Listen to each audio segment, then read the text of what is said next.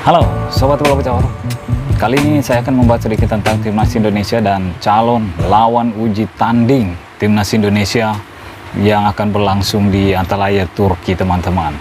Seperti yang kita ketahui, Timnas Indonesia atau tim asuhan dari Sinteyong saat ini berada di Turki menjalani pemusatan latihan atau TC. Ya, tujuannya untuk mempermantap atau membuat tim ini lebih kompak lagi sebelum melangkah ke turnamen resmi yang akan diikuti oleh Timnas Indonesia, yaitu Piala Asia Qatar, teman-teman. Dan sebelum berangkat ke Qatar, tentunya Timnas Indonesia akan melakoni dua uji coba di Turki, yaitu melawan Timnas Libya.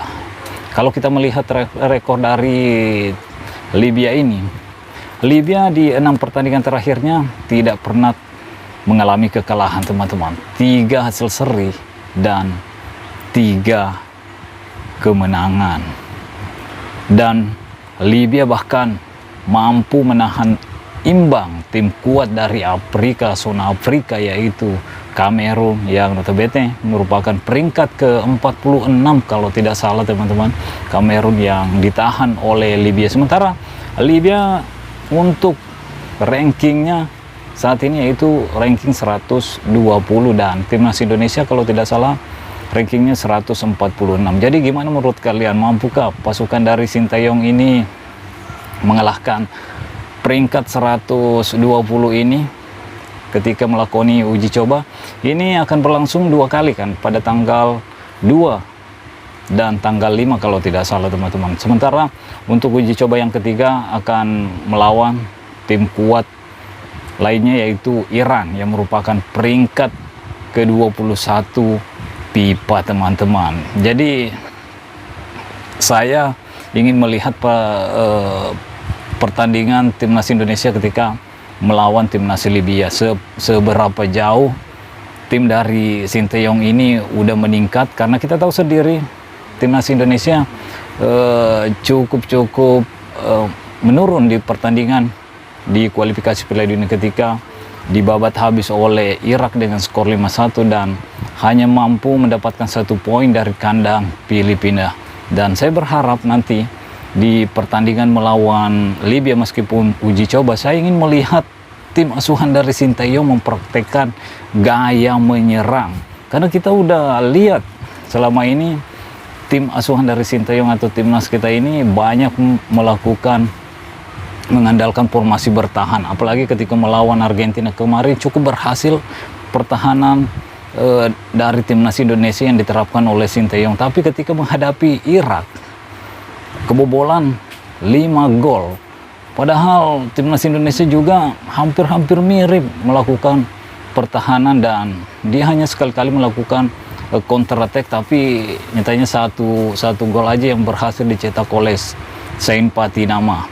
Jadi ketika melawan Libya ini tentunya saya benar-benar ingin melihat Indonesia keluar menyerang, karena kalau tidak salah timnas Libya ini nggak jauh beda cara mainnya ketika Indonesia melawan timnas Irak. Ya, hampir mirip permainan timnas Libya dengan timnas Irak, itu melakukan pressing dan tidak akan membuat lawannya nyaman ketika menguasai bola. Dan terbukti ketika Irak mengalahkan timnas Indonesia di kualifikasi Piala Dunia, Irak juga menerapkan strategi yang pressing sehingga membuat pemain timnas Indonesia melakukan kesalahan individu yang berujung menjadi gol dari timnas Irak.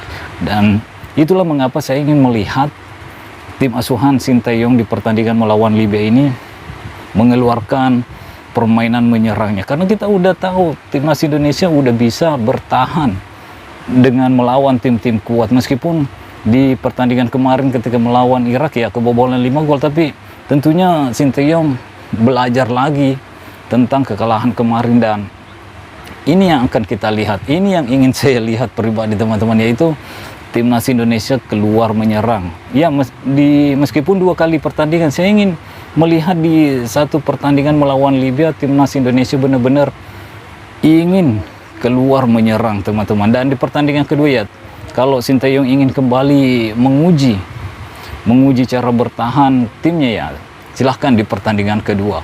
Apalagi di pertandingan ketiga menghadapi Iran ya, kekuatan kedua terkuat di Asia. Di atasnya ada Jepang kalau tidak salah teman-teman, yang merupakan peringkat ke-17. Jadi ini yang ingin saya lihat, pasukan dari Sinteyong ini atau timnas Indonesia keluar menyerang ketika melawan timnas Libya di laga uji cobanya yang akan berlangsung di Turki nanti. Satu pertandingan setidaknya Sinteyong menguji bagaimana permainan menyerang timnas Indonesia. Terus pertandingan kedua, bolehlah kalau timnas Indonesia ingin memperagakan strategi bertahan, begitupun ketika menghadapi Iran, ya bertahan. Karena kita tahu sendiri Jepang merupakan calon lawan dari timnas Indonesia, tentunya akan membombardir pertahanan dari timnas Indonesia di sini. Kita lihatlah di mana timnas Jepang di pertandingan sebelumnya, uji coba yang ia lalui, banyak memenangkan pertandingan dengan skor 4 gol yang sering ia cetak melawan tim-tim Eropa, melawan tim-tim besar lah di dunia ini. Jadi ya siap-siap aja lah menerapkan permainan bertahan seperti ketika timnas Indonesia melawan Argentina nanti. Begitupun dengan calon lawan lainnya, yaitu Irak yang udah kita lawan di kualifikasi Piala Dunia, tentunya akan menerapkan permainan yang sama, nggak jauh beda ketika dia mampu mengalahkan kita dengan skor 5-1. Pressing. Dia udah sedikit tahu bahwa permainan dari anak asuh Sinteyong kalau di pressing mungkin tidak nyaman, mungkin tidak bisa keluar dari tekanan kalau di press. Jadi banyak melakukan kesalahan-kesalahan individu. Jadi kemungkinan besar akan menerapkan permainan seperti itu nanti ketika menghadapi timnas Indonesia. Jadi bersiaplah, ini kesempatan untuk menunjukkan, apalagi di laga uji coba melawan Libya ini, permainan Libya tidak jauh beda dengan permainan yang diterapkan oleh Irak. Jadi saya benar-benar ingin melihat timnas Indonesia keluar menyerang menghadapi Libya nanti. Jadi kita udah bisa melihat gambarannya ketika timnas Indonesia menghadapi Irak. Apakah mampu keluar menyerang juga ketika bisa keluar dari pressing yang diterapkan oleh Irak. Begitupun dengan menghadapi Iran. Ya inilah uji coba yang bagus, yang sesuai menurut saya, karena kita tahu sendiri kekuatan Iran merupakan kekuatan terkuat kedua di Asia. Di atasnya ada Jepang.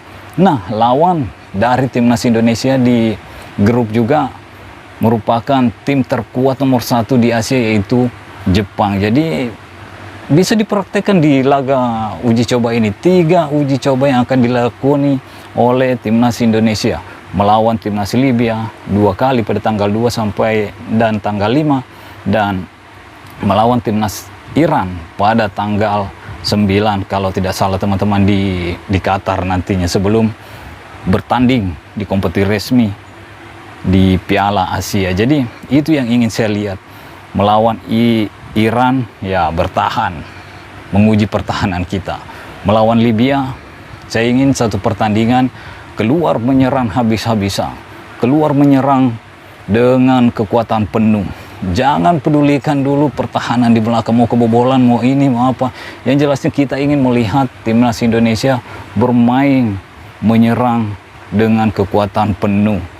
Lupakan dulu pertahanan. Tapi alangkah bagusnya kalau bisa keluar menyerang dan bertahan dengan baik. Itu yang kita inginkan. Tapi kalau di pertandingan kedua, lagi-lagi saya ingin melihat timnas Indonesia bermain secara ya taktis, bermain menguasai bola, menguasai pertandingan, tidak takut dengan pressing yang dilakukan dengan pemain lawan, bisa keluar dari tekanan, tidak banyak melakukan kesalahan-kesalahan individu seperti yang dilakukan kemarin ketika menghadapi Irak. Dan terbukti di pertandingan itu ada 2 atau 3 gol yang bersarang ke gawang Nadeo, merupakan hasil dari kesalahan-kesalahan individu dari pemain timnas Indonesia. Jadi itu juga yang harus dibenahi oleh Sinteyong di TC Turki kali ini, yaitu memperbaiki kesalahan-kesalahan yang sering terjadi dan bisa keluar dari tekanan ketika dipres oleh pemain lawan secara keseluruhan. Itu yang saya harapkan. Jadi gimana menurut kalian? Apakah ingin juga melihat timnas Indonesia bermain dengan kekuatan menyerang penuh, atau hanya ingin melihat timnas Indonesia bermain bertahan dan melakukan counter attack sekali-kali? Tapi kita tahu sendiri juga, lini depan harus efektif kalau kita ingin menerapkan formasi counter attack. Kalau tidak efektif di depan gawang, ya susah kan kita mendapatkan peluang kalau kita bermain bertahan dan menerapkan counter attack. Jadi itu juga yang ingin saya lihat. Mengapa saya ingin melihat timnas Indonesia bermain menyerang dengan kekuatan penuh, teman-teman. Oke, mungkin sampai di sini dulu. Stay healthy, no baper-baper. Bye-bye.